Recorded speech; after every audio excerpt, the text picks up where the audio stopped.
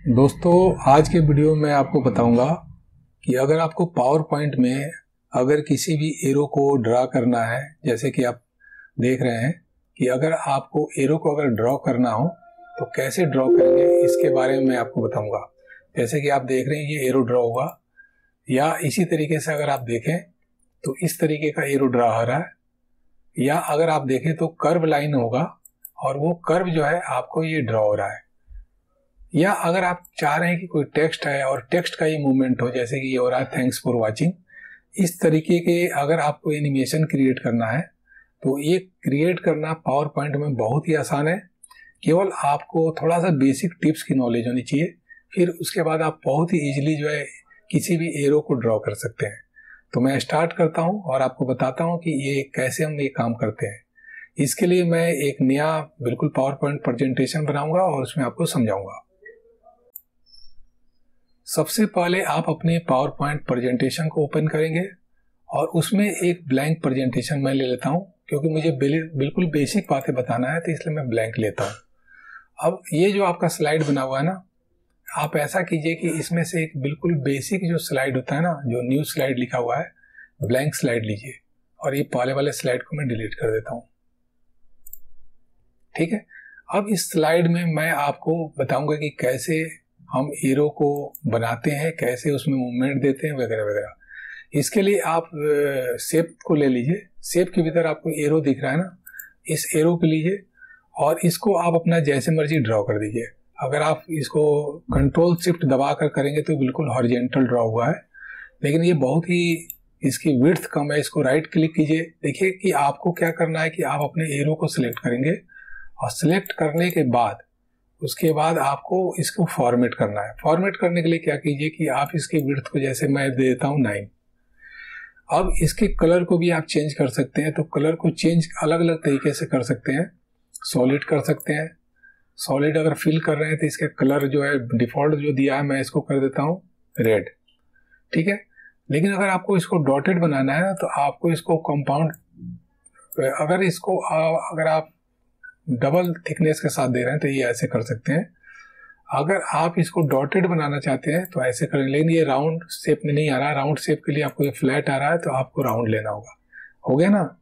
अब ये हमने बना लिया, लेकिन इसका हेड जो है ना, एरो का हेड सही नहीं लग रहा है थोड़ा, तो जहाँ एंड एरो टाइप लिखा है ना, इसमें जाकर इसमें से जो भी आपको अच्छा लगे उसको ले लीजिए। मैं इसको स्टेल्थ एरो ले लेता हूँ, ये थोड़ा सा ज़्यादा सही लग रहा है मेरे को।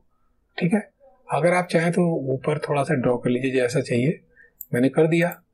अब ये एरो का मूवमेंट हो नहीं रहा है। एरो का मूवमेंट करने के लिए पहले आप एरो को सिलेक्ट करेंगे। अब इसमें एनिमेशन अप्लाई करेंगे। एनिमेशन अप्लाई करने के लिए क्या करेंगे कि आप इसमें तो कई सारे एनिमेशन दिख रहा है ना, एंट्रेंस, एग्जिट, एम्फेसिस वगैरह। आप एंट्रेंस वाला लेंगे कि एंट्रेंस करते समय ये वाइफ हो।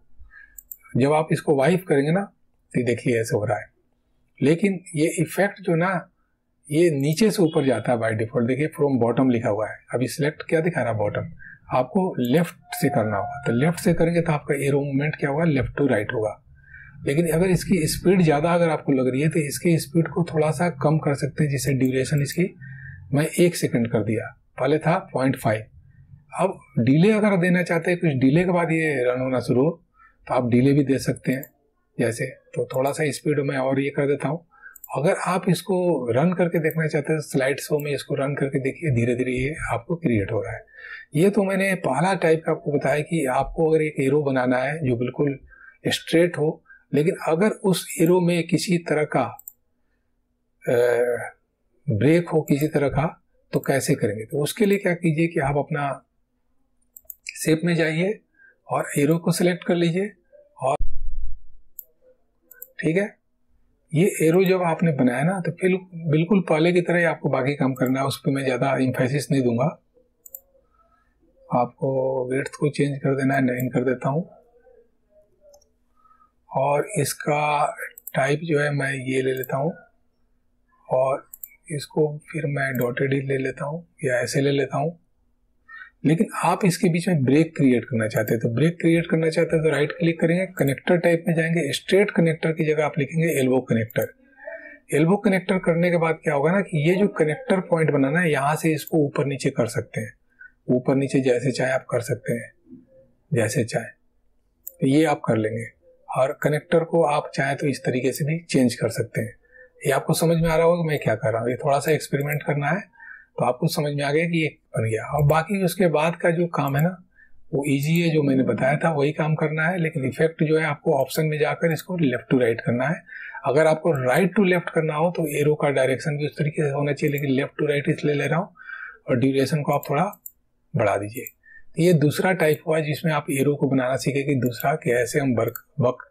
अब जो है कर्व जो होता है ना, कर्व अगर ड्रॉ करना है तो उस केस में आप शेप लीजिए और इसको शिफ्ट दबाकर ड्रॉ कर दीजिए।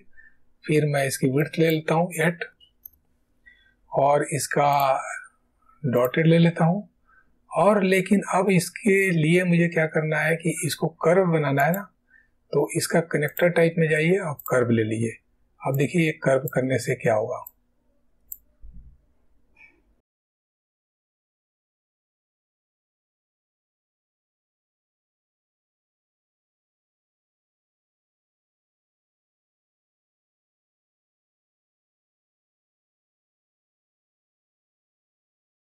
ऐड कर सकते हैं। लेकिन अगर आप चाहते हैं कि नहीं ये थोड़ा सा है ना ज़्यादा अच्छा नहीं बना है, मैं इसको बता रहा हूँ एक नया स्लाइड में। अगर आप चाहते हैं कि बिल्कुल अच्छा सा बने तो आप इसमें से कोई ले लीजिए या इसमें से फ्री ले लीजिए। फ्री वाले में क्या होता है कि आपको ऑप्शन होता है कि आप अपने मर्जी के हिसाब से ऐसे आप जो भी जैसा चाहते हैं वैसे ले सकते हैं। और जब सारा ड्रॉ कर देंगे तो इसके बटन दबा देंगे तो ये आपका तैयार हो जाएगा। अब लेकिन इसकी विड्थ जो है कम है, इसकी विड्थ को मैं 8 कर देता हूँ। इसका भी कनेक्टर टाइप जो है लास्ट एरो का कर देते हैं यहाँ पर। अगर नहीं तो मैं शुरू में करना चाहता हूँ तो बिगिन एरो में कर देता हूँ। ये आपका शुरू में हुआ और इसके बाद मैं इसको डॉटेड कर देना चाहूँ तो डॉटेड कर देता हूँ या ऐसे कर देता हूँ।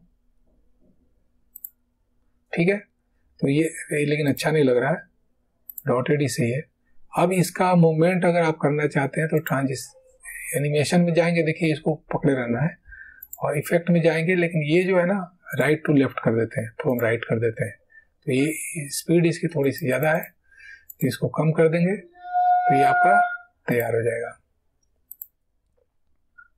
हो रहा है। इसी तरीके से आप टेक्स्ट पे भी इफेक्ट डाल सकते हैं। जैसे कि अगर मैं एक टेक्स्ट ले लेता हूँ और इसको लिखता हूँ वर्ड आर्ट में लिया, थैंक्स फॉर वाचिंग। थोड़ा सा इसका ऐसा करता हूँ, इसको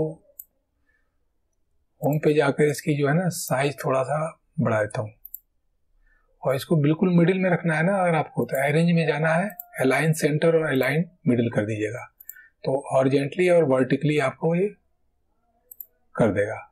अब इसके ऊपर एनिमेशन लगाना है तो बिल्कुल वैसे ही करना है। वाइप को लेना है और वाइप में इफेक्ट कर दीजिए फ्रॉम लेफ्ट। तो इस तरीके से आपने देखा कि ये सारा मैंने बताया। आप शुरू से लास्ट तक एक बार हम देख लेते हैं कि ये रन कैसे होता है। तो जब आप इसको रन करेंगे तो देखिए पहला एरो ड्रॉ हुआ, फिर दूसरा आपका एरो ड्रॉ हुआ, फिर आपका ये तीसरा हुआ, फिर आपका ये चौथा हुआ और लास्ट में आपका क्या हुआ, ये थैंक्स फॉर वॉचिंग हुआ। मैं समझता हूँ आपको ये बेसिक पावर पॉइंट में एनिमेशन कैसे करते हैं थोड़ा सा समझ में आया होगा। इसके बारे में और भी डिटेल में आगे कोई वीडियो बनाऊंगा। ठीक है, थैंक्स फॉर वॉचिंग।